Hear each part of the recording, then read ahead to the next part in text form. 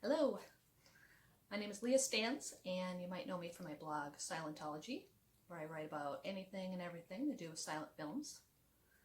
My presentation today involves a certain comedian who's often overlooked, and a certain straight-faced performer who so many of us know and love.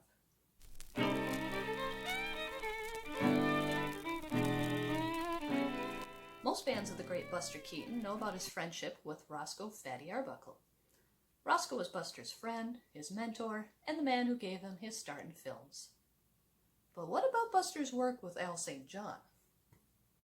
Al was Roscoe's nephew and one of his main co-stars in the Comique comedy series of the 1910s. Like Roscoe, Al was a veteran of the Keystone Film Company. Often described as rubbery-limbed or even compared to a gremlin, Al brought an acrobatic and very uninhibited performance style to the Comique shorts. And as it turned out, he would also be well matched by another young performer who Roscoe hired in 1917, Buster Keaton, veteran of his family's long-running vaudeville act, The Three Keatons. Analyzing Roscoe's considerable influence on Buster's film career, and vice versa, has long been a fascinating topic for fans and historians. Buster himself would speak about Roscoe frequently, and in later years would keep a picture of him hanging in his office. But not everyone considers what kind of influence Al may have had in the beginning, particularly when it came to doing slapstick in films. After all, the two had similar acrobatic skills and obviously enjoyed working together. Buster used some Keystone-style acting in his early film appearances, which Al certainly exemplified, and there's plenty of evidence that the two continued to influence each other long after the Comique series ended. Let's take a look. Al was born in Southern California in 1892. His parents were Walter St. John and Nora Arbuckle, Roscoe's older sister. He and Roscoe were very close and had a similar love for clowning and tumbling. Al was also very talented at trick bicycle riding, which became his trademark during his silent film career.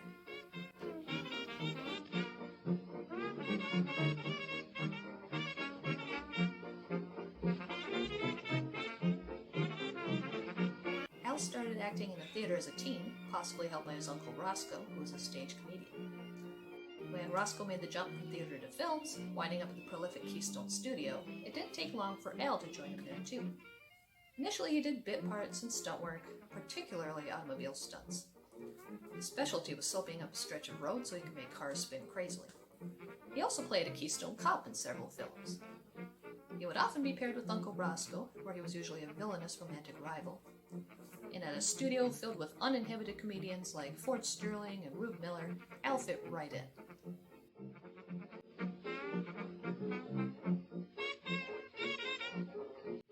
You could almost say he gave them a run for their money.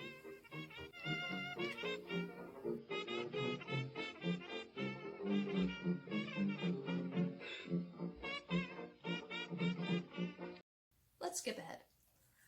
Sometime during 1916, Roscoe left Keystone to start his own film studio, the Comique Film Corporation. And yes, it was pronounced Comique, because don't want to be too fancy. And he took a few Keystone players with him, including Joe Bordeaux and, obviously, Al St. John. And he also made the wise decision of taking on a new performer, Buster Keaton. At the time, the Three Keatons had just broken up their act, and Buster was alone in New York City with plans to appear in a show on Broadway. He was invited to visit the Comique studio and also to do a scene. Now, interestingly, Roscoe and Al were already very well aware of Buster's work in vaudeville.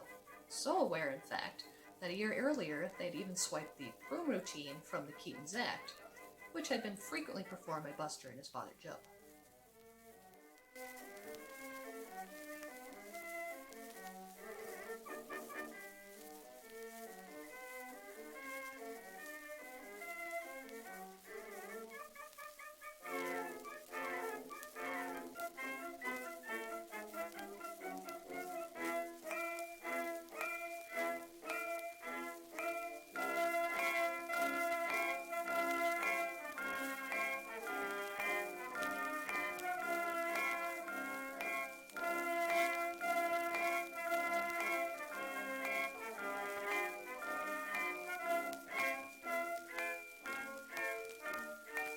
Buster apparently had no hard feelings.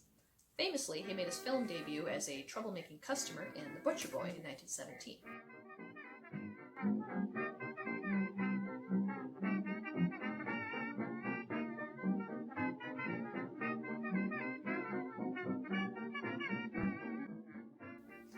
and Al was on hand to play a part in some of Buster's earliest scenes.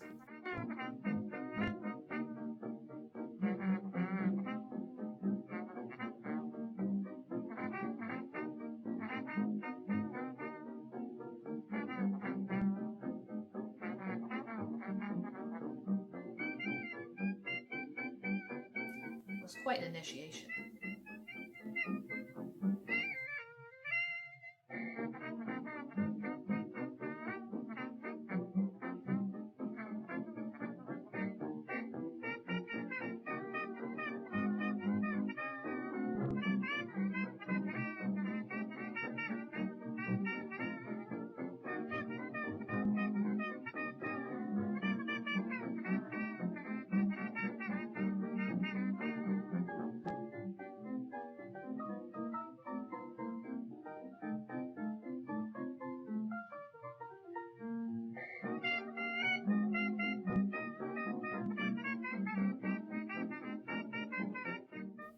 Just a taste of what was to come, Buster. With the addition of Buster, Comique had the distinction of having one of silent comedy's rare comic trios, and one of the very best, too. Their second release, The Rough House, is a perfect example of how well this arrangement could work. Al and Buster would use their similar energetic, acrobatic skills to play off one another, and this would free up Roscoe to do his funny solo scenes, keeping him established as a star. And Al and Buster certainly went all out, choreographing wild sequences that some historians would describe as slapstick ballets.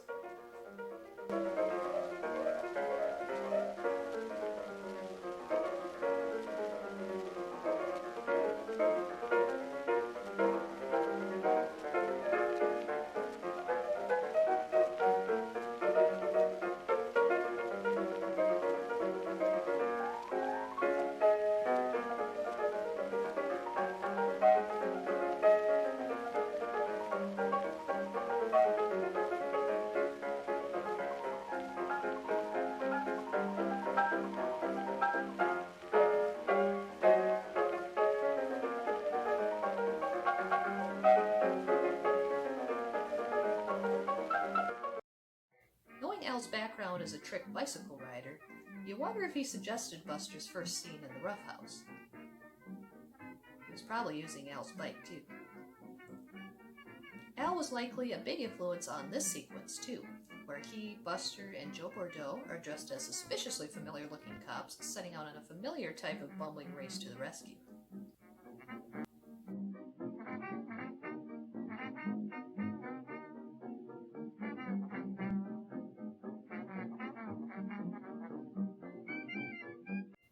Even the style of running and hopping is spot on. Buster had some great coaching.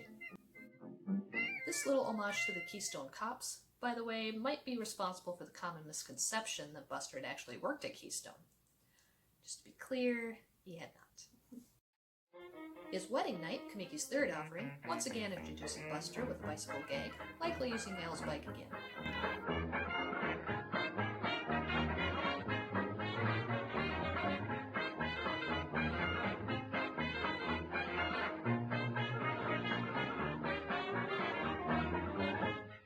It ends with a fight scene, cut short way too soon, the first of several fight scenes in the Comique series.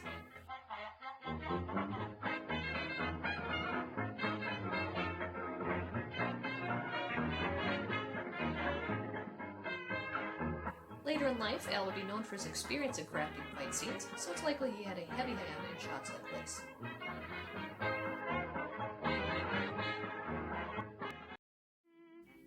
Oh Doctor had unusual roles for all three of the boys, with Al as a sharp-dressing swindler, Roscoe as a bad-tempered doctor, and Buster as his bratty young son. Okay then. But from Coney Island onward, Buster was an essential cog in the Comique machinery, rather than a random supporting character. Each passing short provided more opportunities for acrobatics and general mayhem, with Al and Buster apparently competing to see who could take the biggest fall or the craziest flip. Al's occasional villain roles, where he usually played a villain who was practically indestructible, led to amusing showdowns like this one.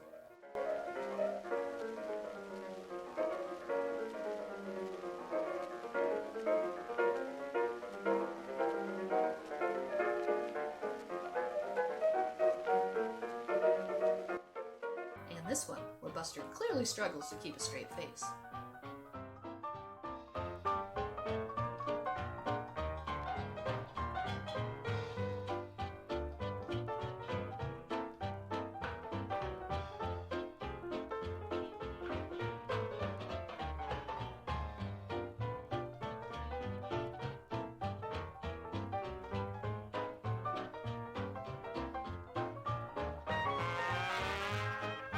The bellboy, a personal favorite of mine from the series, has a number of charming scenes between Al and Buster. In the film, Roscoe wants them to stage a fake robbery so he can swoop in, appear to save the day, and impress his girl. As you do.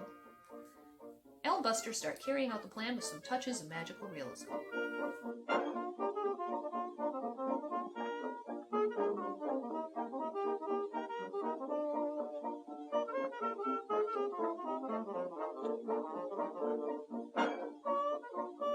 The friendly competition between the young actors is clear in these scenes.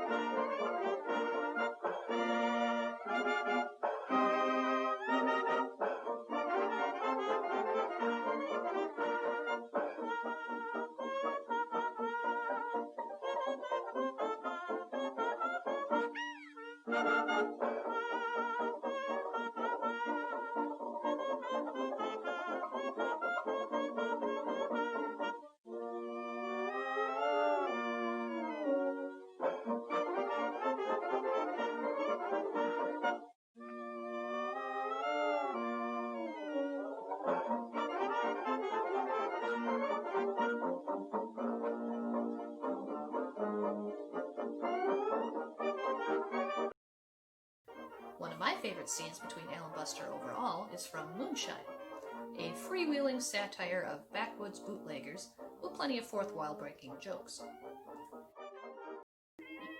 In this rather blurry scene, which certainly at least started as improvisation, Buster appears to be poking fun at Al's over-the-top expressions.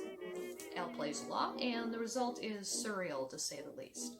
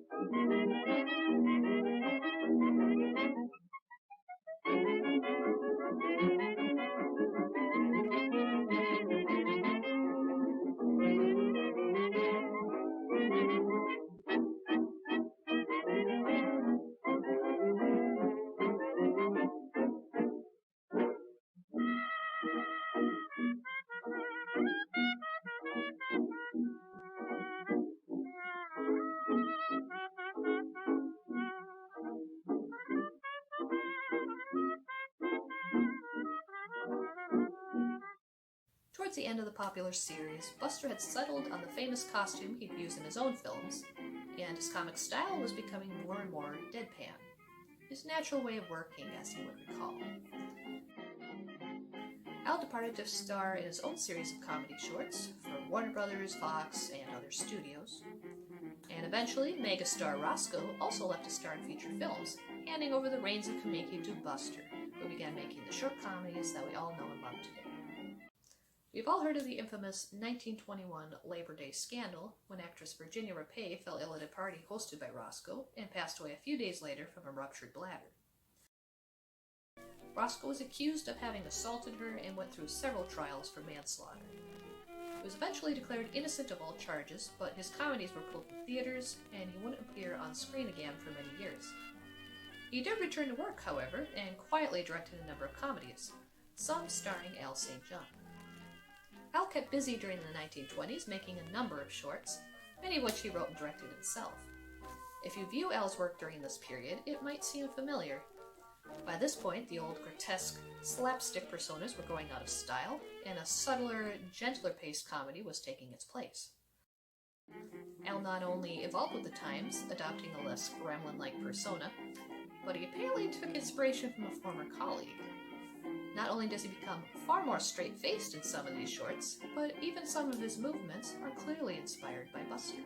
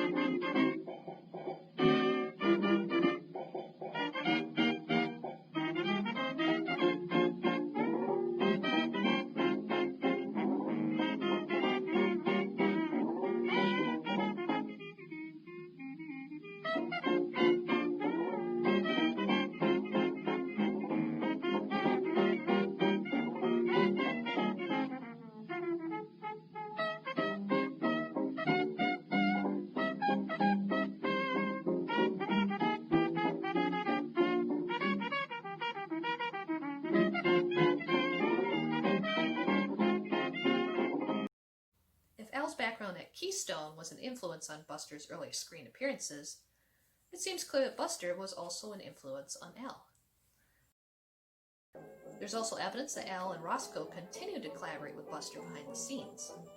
The best example is from the short The Iron Mule from 1925.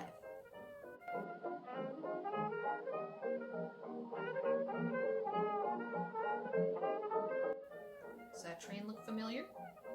It was the same one used in Our Hospitality and was loaned by Buster. As the years went on, Al and Buster seemed to drift apart a bit, especially after Roscoe died suddenly in 1933, shortly after he began filming a Comique series of talkie shorts. Looking back on the two actors' work, I can't help noticing how much they had in common. The two were both talented tumblers with a background on the stage. Both made their best work during the 1920s, or some of their best work.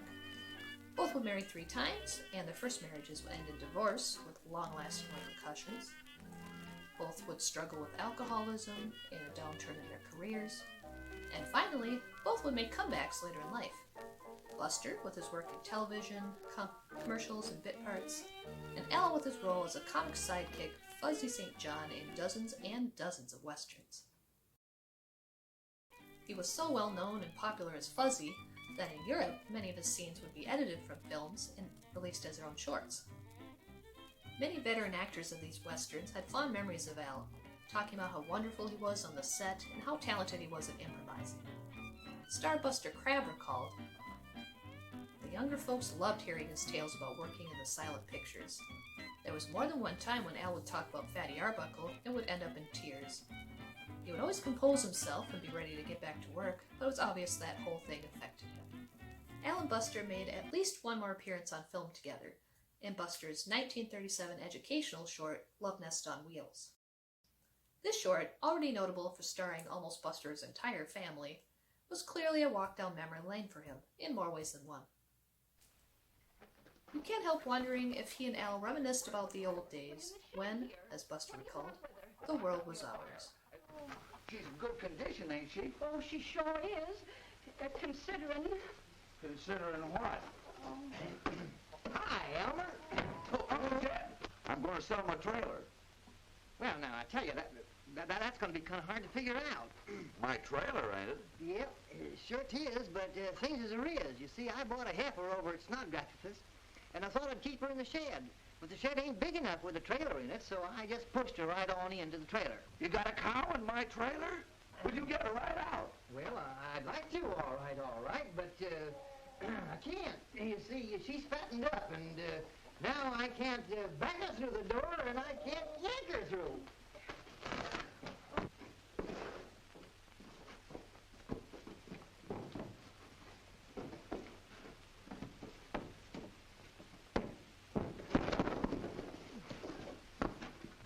Uncle Jed, we just got to get her out. Moore's got to have the money for that mortgage.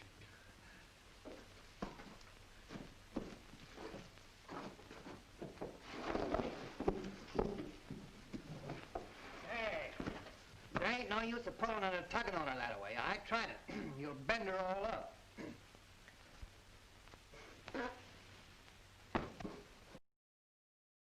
All right, well, I hope you enjoy this presentation about some of my favorite people and some of my favorite films of all time, the Comique series. I hope it inspires some of you to revisit them, maybe from a different perspective, or just to go and enjoy them again. After all, Comique is the gift that always keeps on giving. Thank you for watching.